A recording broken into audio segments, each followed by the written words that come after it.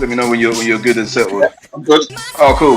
First of all, Sonny, I'd like to give you a big, massive welcome to LetsDoHumans podcast. So it's an informative and educational podcast where I introduce my young audience to new ideas and concepts, whilst also engaging them in current discourse, so current cultural discourse, and just try to find ways to inform, educate, and also motivate young people. Because I realized growing up that there was a lot of ideas and concepts and conversations that I wasn't involved in. And that lack of knowledge can be detrimental when you don't know what's happening in society. You don't know what angle to look at society and what angle to look at community in, and how to get the necessary information to better yourself and your community. Because I think in order to better your community, you need to first of all inform yourself and then better yourself, and then you're able to become a better person for your community. Hence why I started a podcast, because I thought I was a victim of that lack of knowledge, and now I've been able to kind of sift my way through that. So what I try to do is to learn from people while sharing that educational process with my audience. And I came across, I watch a lot of like talks online, I watch a lot of interviews, and that's when I came across your talk in particular, the Wolverhampton one on TED Talk, and I thought it's something that I was always aware of in terms of like using your lived experience to motivate and inform others and educate them. And your talk just kind of resonated with me, and I thought it would be a great idea to share that concept and idea with my audience as well. But first of all, let me just check how you're doing at the moment. Yeah, I'm really good, man. I'm really good. I mean, I'm healthy. I've got hot water. I've got a roof over my head, so things could be worse, you know. So yeah, I'm good. Thank you. Most definitely. Are you at home with the family at the moment, or what are you doing?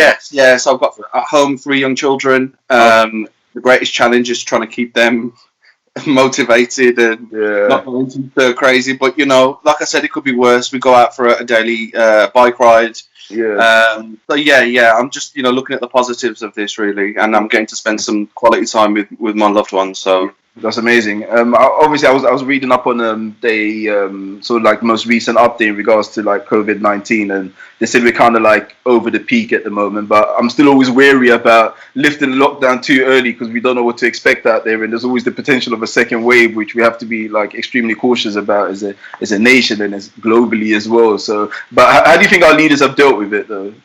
I think they've reacted. It seems as if a lot of things have been just more reactive. And what kind of concerns me is that anyone in a very senior leadership kind of capacity should be planning for all sorts of eventualities. I mean, nobody could have foreseen this. So I think on one hand, the whole nation and the whole global nation is at the beck and call of people in leadership roles and positions to tell us what to do. So on one hand, it's been difficult for leaders. On the other hand, I think there's, we have to seek advice from anyone that's got more of an understanding than we have. And I think maybe there's been a little bit of a delay in terms of some of that. So I mean, I think they're doing as best as they can do. But I think we've still got a while to go. Most definitely, and with a case of like a novel virus, we're always kind of learning on the go. So no one really has the knowledge. So it's just a case of like us trying to figure it out as we go. But before we get started, can you tell us a bit about yourself? Like who's Sonny and what's some of the work that you do? So I'm Sonny, and I've predominantly worked within the community and voluntary sector for the last 12, 13 years. And how I got into that was that, for over 10 years leading up to that, I was an active drug user. I was actively involved in all of the things that are associated with that. So street level selling, and basically my life was just going into a ditch. And at that point, when I reflect upon that period of my life, and I can reflect now that I'm in a different place to where I was then, I expected the system to support me. And when I say the system, you know, all services and different elements of that system to be in place to support me. But what I found was that, you know, a lot of the stigma and discrimination that I faced further pushed me away from mainstream society. Yeah. And I'll talk a little bit later about how some of that learning came about.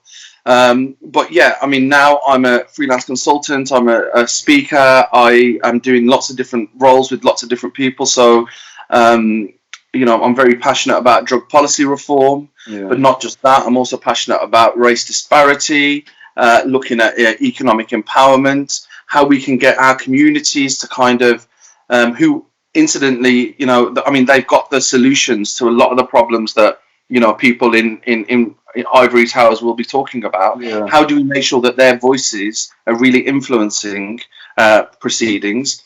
And furthermore, you know, how do we get people who aren't your traditional people to be leaders within society? How do we give them a platform? Yeah. How do we, how do we get them to believe in their lived experience in particular and activate it and receive funding and set up organizations and go on to become teachers and politicians and strategic leaders and all those sorts of things? So my life is very much now kind of focused in those areas. Yeah, I think you mentioned something really important there, and that's leaders and the disparity between the leaders and those that are actually facing real genuine problems that the leaders are trying to solve without having that actually lived experience. Because even with the case of the COVID-19, I've got family members who are nurses, who are doctors, who work in the sector, and they all have the same exact complaint. It's like the decisions are being made on their behalf or by people that don't actually understand the issues and the problems that they're going through. So it's kind of that's where that disparity causes a major issue. So how does a gap like that get breached though? And what the collaborative work that needs to be done in order for that gap to be breached, where those that are making decisions understand the problems of those in the front line? Yeah, I mean, first and foremost, we need to be given opportunities to be in or around the table. Mm. You know, if we're not going to be in the room to start with, then, you know, how are we expected then to influence proceedings? If I look at the work that I've done, particularly around working with drug treatment, the criminal justice system, etc., you know, it took me probably 3 or 4 years of patiently waiting to be invited to or be allowed to, you know, sit around and discuss things that were, impacting upon societies. So, you know, initially I started attending, let me just quickly explain. So I detoxed from heroin addiction. That was done in the community. I finished it in a week. I then flew to Bali. The very next, I got married a week after that, should I say. Then I flew to Bali. After you got clean, you got married? Yeah, literally a week after that. So, and then flew to Bali. And, you know, numerous people offered me drugs in Bali and places like that. They got the death sentence. If I was still actively using them, my head was still in that space completely, I would have probably just done what I had to do and carried on using. But anyway, I declined. I came back to the UK and I thought, what do I do in my life? You know, what have I got that could be of use to other people? Now, all I had was my lived experience, you know, of what it's like to be looked down upon and frowned upon within society, to have broken relationships with family members and distrust. But, you know, what I did have in and above that was a desire to help other people to believe in themselves and to move forwards. So then I started frantically looking at ways in which I could do that. There wasn't anyone or any single organisation that was supporting me with this. So my journey was very much self-directed. So I found volunteer opportunities. I looked at educational courses, you know, things that would allow me then to use my experiences in a constructive way. That took me to an organisation that had recently been set up, and the organisation was set up to consult with people that use drugs. So how wonderful, like someone like me, that had been lived that life all this time, and this organisation, you know, had just been set up to you know, listen to the views and experiences of people that use drugs in prison, in the community. When I say use drugs, I mean use drugs in a problematic way. So they're not people that just, you know, are recreational users, but, you know, people who for whom their drug use is addiction. So then I signed up as a volunteer, and I really enjoyed that time volunteering because I was interacting with other people, you know, many of whom I would have known from the streets, and they're like, "What were you doing here? Why have you got that around your neck, like a lanyard and stuff?" I'm like, no, I've detoxed, man. No, I'm just here to listen to your views. Yeah. And what it started doing, I didn't realise it really. The impact of this really was, it started inspiring other people. People who I'd been running around on the streets with, doing whatever I was doing, now seeing me, looking a little bit healthier, a bit of colour in my cheeks. So for about 4 or 5 months, I volunteered and did exactly that. I got some skills under my belt, some training, and didn't really think that this would lead to a career for me. But it didn't matter at that point. It was more about kind of me enjoying that process of dare I say, living some sort of life of normality. Within 5 months, I went from volunteer to project worker to manager, and I was leading this organisation. Yeah. So that was really quick. And from that point, was that because you was guided through that process, or was it just you pushing for those positions? Did you have to actively push for those positions, or did they see something in you and then promoted you from within? Yeah, well, I think it was a bit of both, really. I think it was fortunate for me that positions became available at the time that they did. And the other part of it was that I really felt as if I belonged. So because of that sense of belonging, but also that sense of wanting to learn. Yeah. Whereas when I was a young person, they were trying to teach me algebra, whatever it was. Yeah, I didn't really care too much about it, so it didn't mean anything. Yeah. You know what I mean? It's interesting now. I'm teaching my kids algebra, but when learning really came alive for me was when it had a purpose. There was a purpose behind it. Yeah. I had a vision that I wanted to improve the lives of people. I wanted to, allow other people to believe in themselves. And then what that led to, particularly once I became the leader of the organisation, was an exposure to the whole strategic landscape. So I'd sit in like the chief commander of the police office and have a meeting with them. Whereas the only time I'd ever been in that place beforehand was when I'd be in a cell. Yeah. And all of a sudden, I was actively listening to what they were saying and how they were saying it. So what I had people's experiences and my experiences in one hand. And on the other hand, I started understanding the strategic experiences of people, what they were doing, how they were planning stuff, how they were looking at tackling this or tackling that. And then what happened thereafter was that there was a massive difference between what people were saying sitting around tables to the experiences of people. Yeah. So, I would go along and say, loads of people are telling us at the moment that they're having issues with housing or applying for this. And so somebody from housing would say, oh, well, it's interesting you mentioned that, Sonny, because we've got a meeting about that next week. And, they said it once, they said it twice. But after the third or fourth time, I said, you can't just keep having meetings about things that I'm rating. You need to actually be doing something. Yeah. So rather than waiting for them to change, I remember sitting down with everyone in my team, and it was a very small team, mainly volunteers, and all of us had experiences like mine. And I said, what can we do? What can we do more than just ask people what their experiences are? Because their needs are not being met. They're continually going unmet. So they gave me some really wonderful tips, man, and ideas. They were like, we need to do some certain qualifications. We need to be able to capture this information. So very much we worked together as a team and developed a way in which we could actually intervene in somebody's life and hold these services to account. And that, once I started working in that way, that's when strategic doors started opening. So that's, sorry, I've gone off on one there, but that's a little bit about my experience and my background. Yeah, it's interesting you say that. So when you first went into the offices, and let's say you went into the police station to have like strategic meetings, not just being arrested, what was the major difference in terms of how they viewed you and how you viewed yourself as let's say an addict of drugs? How were their views different to how you viewed yourself in the past when you were taking drugs?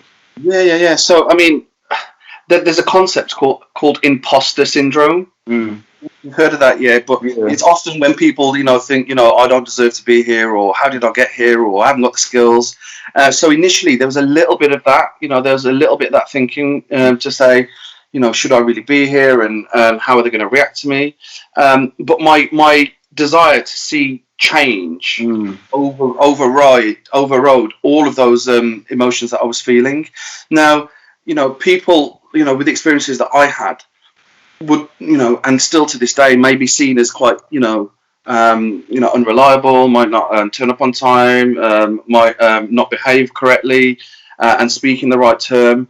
So for me, it was a chance to actually model the behaviour that went completely the opposite of what people expected. Yeah. So I started doing all my background research. I started asking questions that were really poignant questions. So I remember, in the early days, I'd sit in a meeting and people would just be chatting all this jibber jabber. Yeah, I didn't even know what they were talking about, to be honest with you. But they were talking about the people that I cared about, people like me. So rather than me sitting there feeling disempowered and thinking, well, actually, I ain't going to come back here again because I don't know what they're talking about, I started actually challenging them, diplomatically, but challenging them, saying, well, actually, what does that acronym mean? Well, who decided that that's important? Why is it that this is seen as your focus for the next 2 years when you've got these issues here and you've got these issues here? And what that started doing, it started building a strategic picture in my mind, a strategic and political picture of the landscape. And some people wouldn't react very well to it. I could tell from their face that they were thinking, who's this junkie think he is, coming in and asking all these questions. But it wasn't about me or my experiences. And with all due respect, it wasn't about you. It's not about you or your experiences. This is about real people out there that are suffering. And unless we're going to have these challenging and honest, frank conversations, and we can talk about all the stuff around the outskirts of things, but actually let's get to the heart of the matter. Let's get to the crux of what's going on. And if you are open and receptive to that, then we can start devising solutions. Most definitely. There's something important that you mentioned early on, and that was purpose. Through having loads of conversations with people most recently, and mostly in relation to psychologists and stuff, I realized that in order for someone to break out of something, break out of a deep sense of depression, or the need to commit suicide, or an addiction, there always needs to be a serious, hardcore underlying purpose. They need to find that purpose. They need to find that sense of being important to society, being important to their family. What would you say was your breaking point, and how did you discover that? And how did that help you to come out of your situation? Yeah, so, So I suppose, at the time it was a very stark decision that I had to make. So I could either carry on living this lifestyle and more than likely end up dead or in prison, or I could choose life. And although I didn't know what my life would be like, I knew it would be better than what I was leaving behind. Never having no money, going around tapping people up, and not having any self-respect, which was confounded by the stigma that I faced within society. So, a few of the key things that happened for me was that I came into faith. I believed that I was safe from that life, and that gave me that sense of self-worth. Secondly, I got married, so then of course I had additional responsibilities. But then the other thing that was massively important for me was that a deep sense of injustice. I was never a bad person. I was never somebody that you would necessarily think bad of other people or do bad things to other people, but just because of my decision to use certain substances, society automatically deemed me as being either a criminal or a lowlife, and that just did not sit well with me. There's something that I would often say to people, that because I've supported thousands of people over the years, and what was astounding to me was that there was a real trend in terms of the level of aspirations that people had. So, for example, people come out of jail, they'd be sat with me saying, I don't want to go back inside ever again. Bearing in mind, some of the stats around trending rates, it's ridiculous, some stats of people going back now. But then, when I'd ask the question, well, what do you want to do? They'd say, well, actually, I want to be a barber, or I want to be a bricklayer, I want to work in construction. So I'd dig a little bit deeper and say, well, why is it that you want to do that? Oh, because, I did that course while I was inside, or, no one else is going to offer me a job, or my dad, worked in this, or my cousin works in this. And basically what I realized was that people's aspirations were pushed further down by the life experiences that they'd had. So what I'd say to them, they'd say about me, because they'd say you sound like you love what you do. And I'd be like, yeah, I do, because I believe that if you can make your passion your profession, then work is like play. So what is your passion? How are you going to find that out? How are you going to be exposed to things that make you decide what you're passionate about? Now that could be through volunteering, it could be through education, it could be through, speaking to various people. So for me, in my life I did lots of things that I hated. I worked in factories. I'm not knocking anyone that works in factories, but for me, it just I couldn't do it. I felt claustrophobic. I sold insurance door to door. I've done like 1,000 jobs, and I didn't stick to any of them. And the reason for that was because it didn't have any meaning to me. Yeah. So when I found something that had meaning to me, it was all encompassing. I wanted to learn. I wanted to work 70 hours a week. I wanted to educate myself. I wanted to learn from others, and I'm still on that journey today. Most definitely. That's amazing. And I definitely think your purpose of having family was probably one of the biggest factors as well, because then you're accountable. I think being accountable as a human being, it kind of puts us in a position where we have to then do well, or we have to then push ourselves to do well. And those that may be possibly disconnected from their families or disconnected from loved ones or friends in general, like where they don't have anyone to lean on whatsoever, it's easy for you to fall prey to that. So why is giving back important to you? Like, why do you take it upon yourself to give back? Give back. But if I can just pick up on that point you made. So, when I started speaking to other people with my professional hat on about their experiences, people who use drugs, I realised that not everyone was as lucky as me in so much as I had a family. Yeah. Just absolutely what you said. So, my thoughts were, well, how do we mimic or replicate these family networks? What is it about family that makes us feel safe and comfortable? And in essence, I couldn't just like magic a family out of the sky for people. But what I could do is when I interacted with them, when they interacted with us and in my service, it would almost be like a family relationship. Yeah, so you're accountable to each other. Yeah. Yeah. So we'd make people feel comfortable. Maybe without some of the judgments and things like that. It was a completely non-judgmental environment. But we show people love, indiscriminate love. We wouldn't discriminate against anybody. And I think that's why the work that I've done has been so well regarded, is because it was founded on compassion. Okay. And then just picking up if you could just repeat the question that you had for me. No, I was saying why giving back is important to you. Like, why is it the driving factor for you right now? Like, what are some of the experiences you've had that you're like, well, I don't want no one else to go through that, or if I can potentially help someone to avoid some of the pitfalls I have, I'll definitely do it. Because there's loads of people that have gone through stuff. People have gone through addiction, but once they come out of it, it's like, boom, they're just single-minded. But I just wanted to know what your trigger point is that makes you want to give back. Sure. It makes me think of a quote, actually. There's a quote by Nelson Mandela, which is, he said something like, to be free is not merely to cast off one's chains, but to live in a way that respects and enhances the freedom of others. Yeah, and you know what I mean? For me, it wasn't just about me getting well and getting better, because then all of my brothers and sisters and the people I spent all this time with and suffering and dying and catching diseases and going in and out of prison. So for me, there's like I said, that deep sense of injustice, and it still exists today. It's still something that we're fighting against today. I was very lucky to be able to develop as a leader. But that was often self-directed. So no one was saying to me, go and do this course or look at that, doing that. So I would, apply for different courses. I'd apply for seminars, and I'd just go along in my free time and just sit in these seminars. But back in the end of 2015, somebody emailed me a course that was being held at the Geneva Institute in Switzerland. Oh, wow. And the title of the course was Drug Policy, Diplomacy and Global Public Health. So I signed up for this course. I ticked the box that said I need sponsorship, because I couldn't afford the cost of the flights and staying in a hotel and all that. But anyway, I was successful, and I went out to Geneva, and and what that did for me is it opened my horizons and thinking around drug policy. Mm-hmm. So for me, drug policy was all about kind of what happens in the UK and what the UK police doing, what the UK government doing. But what that experience did, and there were some fantastic people that were involved in delivering this executive course. It showed me the history of drug policy.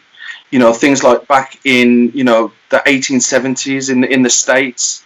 There were anti-opiate movements that were aimed at Chinese people. There were anti-cocaine initiatives that were aimed at the black community. Yeah. There were anti-marijuana campaigns that were aimed at the Mexican community.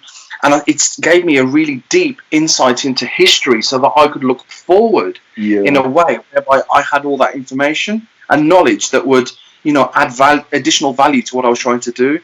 So that sense of injustice, has taken me on a journey that's gone back over 100 years, and even still today, I'm sure. Yeah, it's massively relevant. I mean, not all that long ago, in 1971, for example, President Nixon declared a war on drugs. Yeah, heard this message a few times. But what happened is that war on drugs was nothing of the sorts. It was a war on people that use drugs, and they were usually poorer communities, people from ethnic backgrounds that were being disproportionately affected by the policy stance and the decisions that these people were making. So that sense of injustice is there. I'm not going to stop until drug policy is reformed completely. But it doesn't just stop at drug policy. We need to be much more considerate of the levels of inequality that exist. I'm just going to throw something else random at you. I'm doing another course at the moment looking at the history of the NHS, and in the 1936 a law was passed called the Poor Law, and this law was set up so that people who didn't have an income, who couldn't work, who were ill or disabled, would be supported by local parishes, which today are local authorities. And I thought, it's interesting that a couple hundred years ago this law was passed, but still today, 2020, we're still facing the same level of inequality. Okay, we've got certain systems like your NHS, Department of Work and Pensions, welfare system, all that sort of stuff. But that sense of certain sections of our society being very poor is still very relevant today. So new version of this law, we need a new version with more tangible ways in which we can help and support communities so that they can become self-sufficient. So these kind of things still drive me. So initially it was around using my experiences to give back, but it's grown into something much broader and wider than that once I've been exposed to certain information. I think policy change is essential when solving any issue, because so a friend of mine gave me a quote the other day which is kind of stuck with me, and I realize it kind of goes across the whole board. He's like with a lot of societal issues, we're trying to heal a leg wound by operating on the arm. So it's like we're not hitting the mark. So we're focusing on something completely different on where the actual focus should be. So, for instance, because we're discussing race issues, and particularly within the black community, and we had brought up a topic, and we looked at what we've done is, so this is some of the board stuff I do when I'm with my academic friends. So we were looking at a scale of debates and arguments going across Twitter in relation to the black community, and we realized that the focus in one particular thing, which I won't bring up in this conversation, but it was completely different to what the core issue was, and no one was actually mentioning the core issue. So in relation to your field of work, so we know there's a drug use issue, there's a drug abuse issue, there's loads of issues. Where do you think the focus is at the moment, and where does the policy need to be changed in order to have the most effect in solving the problem? So at the moment, if you look at drug use with a medical hat on, the treatment of people with drug and alcohol issues is very much based around the medical interventions. In the same way that when I was in treatment, I'd be given certain medications. But the thing is, medicine cannot solve social issues. In the same way as that what you described, you can't just medicalize your way out of addiction. There's a whole heap of other things that need to take place. You need somewhere safe to live. You need good social networks. You need the police to understand what addiction is, rather than just being the person that lies behind that addiction, rather than just the criminal element of it. So I think for me, policy wise, I think we need to look at the very least decriminalisation, so that somebody caught with a relatively small amount on their person and not dealt with by the criminal justice system, rather, signposted and supported to access the health-based system, which is something they did in Portugal in 2001.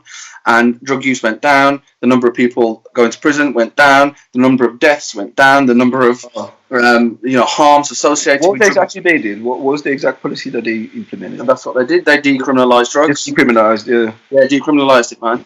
I've been out to other countries as well, like Switzerland, where they have safer injecting facilities and safe drug use facilities. So people go into it was crazy, man. It's like this big, green, massive building. It looks like a gigantic shoebox behind the train station. And it's like bright green, like lime green. I was walking up, I was like, yo, that can't be it. And so I rocked up, and there's a few of us, and we visited it, and they were kind enough to let us go in. But basically, they what they do is, in a dignified way, offer people an opportunity to go and use their drugs. Oh, wow. And was it supervised by doctors and professionals? Social workers, nurses, doctors, a variety of people. And yeah, I mean, it was astounding to realise that not one person has ever died of a drug-related overdose in their supervised consumption facility, and you've got dozens of these around the world. Switzerland's not the only one. The actual drugs, do they? Pardon? They don't provide the actual drugs, do they? They just provide the environment. No. They just provide a safe space. Yeah. So that's something that we've been championing here in the UK. But I think more realistically, if we can get decriminalisation over the line, so that at least all these people that go to prison for low-level, non-violent drug offences don't go to prison, so that we can keep them in the community and they can carry on and hopefully build their lives. I mean, my ultimate goal would be to regulate the illicit drug market. Now, this might sound a little bit controversial, but like I said, if you look at the history of drugs and how laws have been passed and conventions have been put into place, what it's basically done is created a marketplace for drugs to sit, which is within the illegal market. And quite often, from my experience, people at street level dealing, are not like hardened, Tony Montana. They're not Tony Montana, basically. These are just people trying to get by. They live on the same council estate as me. And they're selling a product that will help them to alleviate themselves from the poverty that they're living in and some of the struggles. So on one hand, if we regulated the drug market, which meant we'd put it into the control of the government and they would control the quality, you'd have be sold from certain dispensaries, there'd be age restrictions in place, that sort of thing. What about all these people that rely upon the illicit drug trade to make a living? So I would then dovetail that with support around social entrepreneurship. Why can't we look at business grants and funding and support, because that entrepreneurial skill is transferable. If you can hustle and sell anything and make money from selling whatever it is, then you've got skills that are transferable that would be of massive value to the business community. There we go. Sorry about that. Well, a call came in. Oh, no worries. Yeah, you're talking about social entrepreneurship and transferable skills, and that's something I've heard of quite a lot. So there's a quote on Instagram that I've seen before in relations to this, and it said, "Look, if you're heavily involved in the illegal, the dark world, and you're selling drugs or whatever, you have some level of transferable skills, and all you have to do is to rechannel that energy into something positive."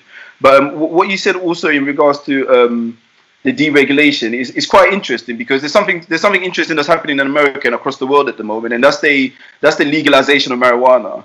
And in a lot of the countries where marijuana is legally available in stores and stuff, there's no dark market for it. There's no crime being committed amongst dealers or amongst users of marijuana. And in America, there's loads of people now locked in prison, and in particular from the black community, from selling weed, in essence. And now that it's been legalized all across the board, should all these people be released, do you think? Yeah, of course they should. Yeah. Particularly for non-violent offences. I keep mentioning that. So somebody that hasn't hurt somebody else yet, that's been sentenced or embroiled in the criminal justice system, absolutely, that decision should be reversed. Yeah. In essence, I'm not condoning anyone use any drug or anything. At the same time, I'm not saying that everyone that uses drugs has a problem with them. They don't. But the way in which history has brought drugs to us up until recently, with the impact of medical cannabis and the availability of that, demonstrates that there is a different way of looking at it. You can't you can't make a plant illegal. Yeah, it's not your job to do that. You got no right to do that. It always depends on who's making money from it. That's what tends to be like the issue. So it's who's controlling it, and if it's the people that are controlling the community, then it always seems to be an issue, because then the government is not getting their cut of the bread. So it's like, well, you only have to look at other commodities, like salt and sugar. These are commodities that are regulated, they're quality checked, the government get their taxes on it, and people that purchase it know the quality of what they're buying. And a grown-up way, an adult way to deal with drugs across the board would be to do it in a similar way. Yeah, and that's true, because I don't think anyone's going to just jump off their addiction anytime soon. It's not that easy to go cold turkey, because most people will perish if it was to go completely cold turkey. So if we're going to eradicate the world of hard drugs that causes major health issues, then there's a way that we need to find to wean people off of it. Yeah, and I'll go back to something I said at the start. So, the vast majority of people that I came into contact with and supported, I wasn't dealing with people that were working, that were high flyers, that were, got their own mortgage and house and free cars and whatever it may be. I didn't see people like that. I saw people that were poor, that had a crap experience at school, that had underlying mental health issues, that didn't have the confidence, let alone the skills to go and get a job or a career, that were, further demonized because there were people that used drugs or alcohol problematically. And for me, that sense of realization that there were deep-rooted societal factors that were disproportionately affecting people is wrong, and it's not fair. So that's one of the reasons that when we talk about drug policy reform, it's not just about reforming the policy around drugs, it's about how then do we support society to become much more equal. And we need community, we need people in the community to stand up and speak out. The knowledge that to reform society doesn't sit within academics solely. It doesn't sit within politicians' boardrooms.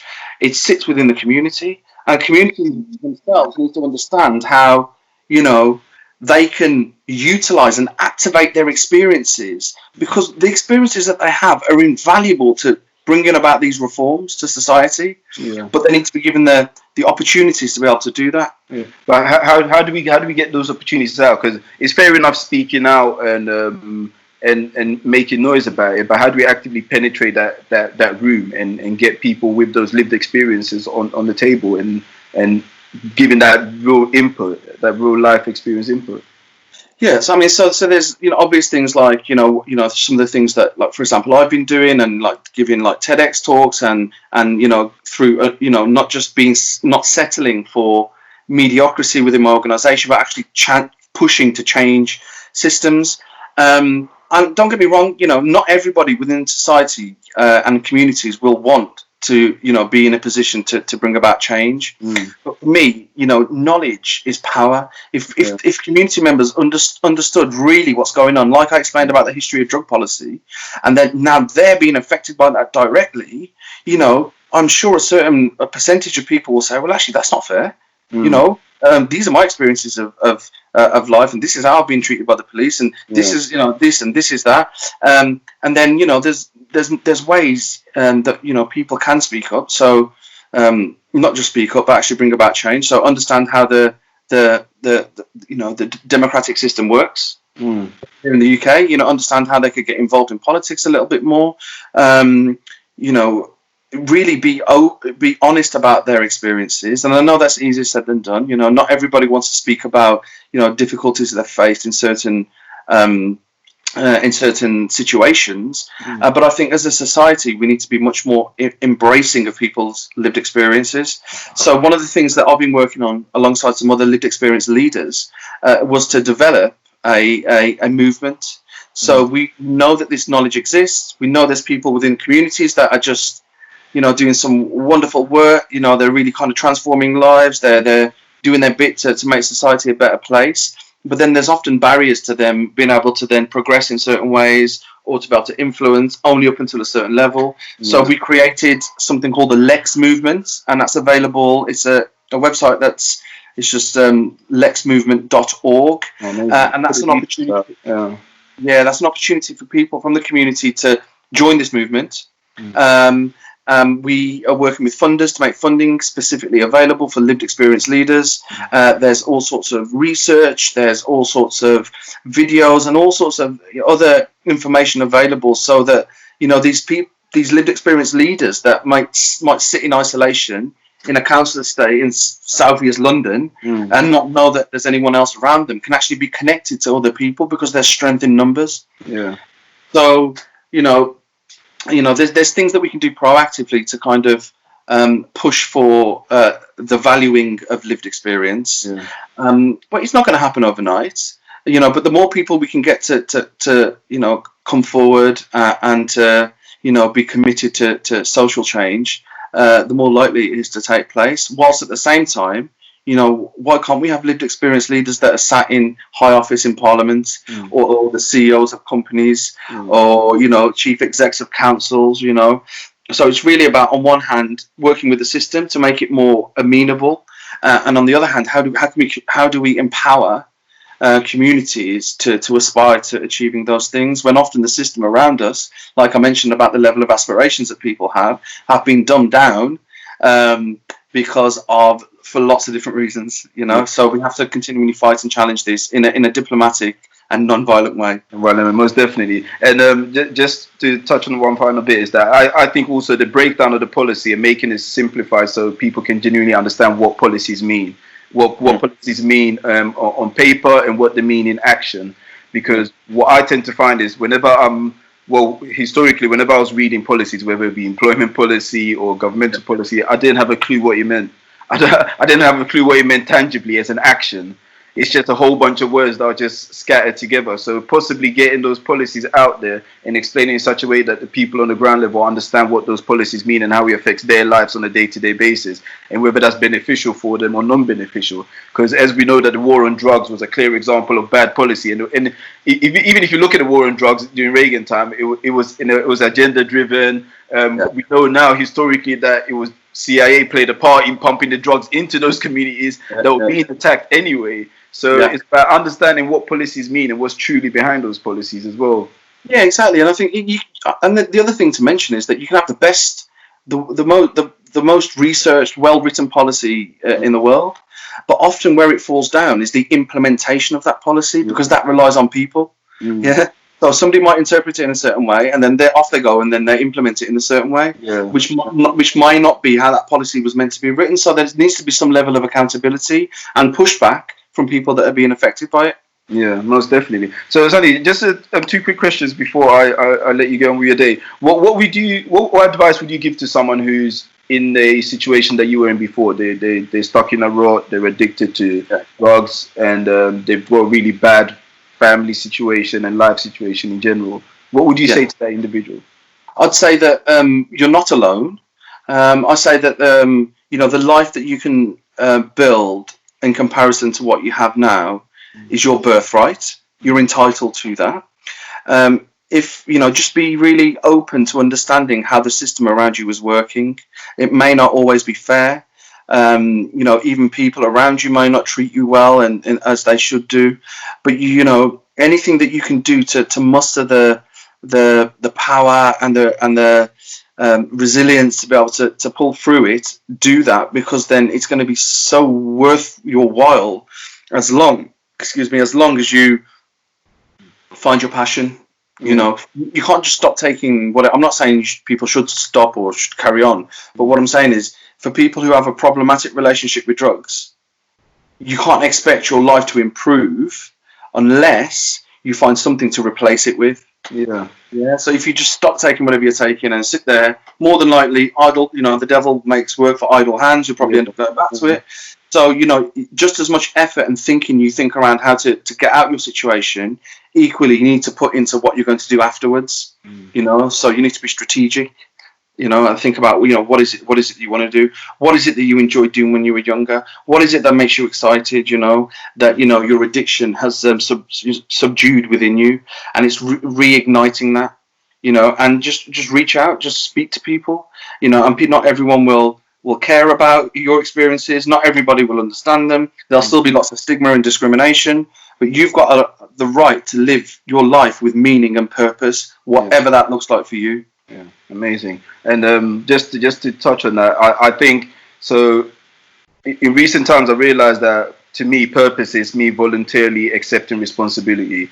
So I accept responsibility for me to be healthy. I accept responsibility for me to treat people well. I accept responsibility for me to educate myself, for me to be good to my family and those that are around me, and for me to commit and contribute to my community as a whole.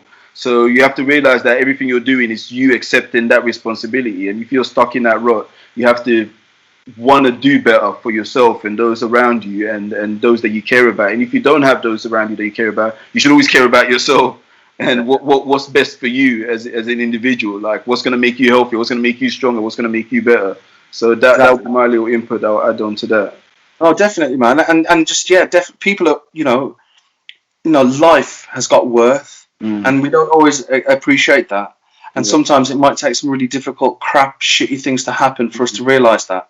But, you know, this life is a precious gift, man. And, you know, there's, you know, one of the things that kind of really, that I held on to, particularly when I was detoxing, was that there were other people that have been through this. There's other people going through this right now. I'm not alone. I might not see them. I might not know them. But as this COVID-19 crisis is showing us, that there is an automatic inbuilt solidarity that exists. Yeah. You know, there.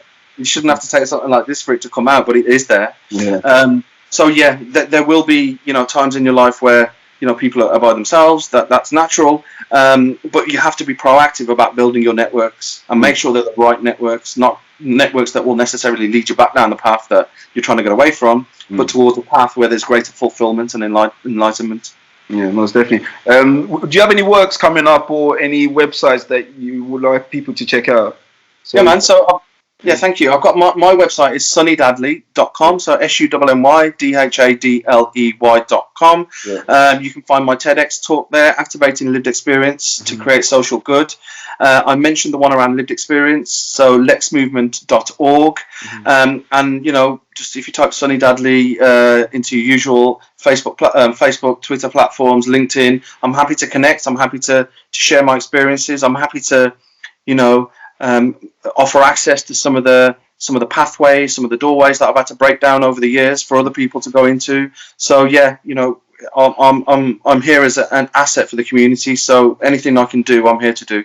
Amazing, Sonny. I'm going to put all the details down anyway, with all the links to the sites and the pages that you've mentioned anyway. And I appreciate your time today. Thank you for connecting with me. Thank you for coming on the podcast and sharing your stories. So we're definitely going to catch up, and I hope that you and your family stay healthy and stay strong, and we can catch up at some point after all of this has subdued. Yeah, man. No, definitely. Thank you. And can you still hear me? Yeah, I can still hear you. That's absolutely fine. Yeah. So another call again. Somebody else just called me. Came through. Sorry, just blown it out. But yeah, no, definitely. I'd love to be able to kind of continue being linked in with you. I like what you're doing. I think it's really important. And you know, hopefully there'll be opportunities for us to collaborate again in the future. Most definitely will do. Well, enjoy the rest of your day.